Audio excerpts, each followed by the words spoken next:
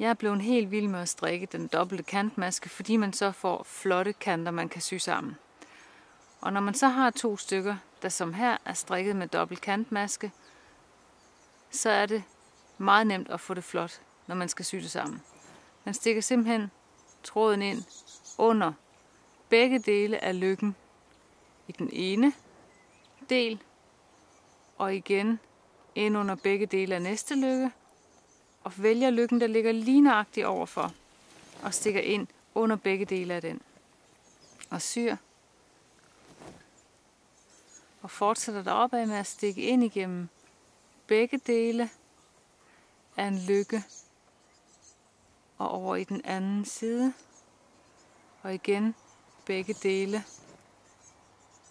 af løkken, fanger man og syr sammen.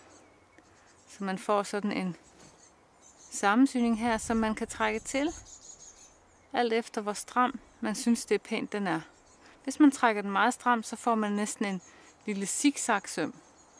Og hvis man lader den være sådan lidt løsere, kommer stingene til at ligge rigtig pænt ud for hinanden.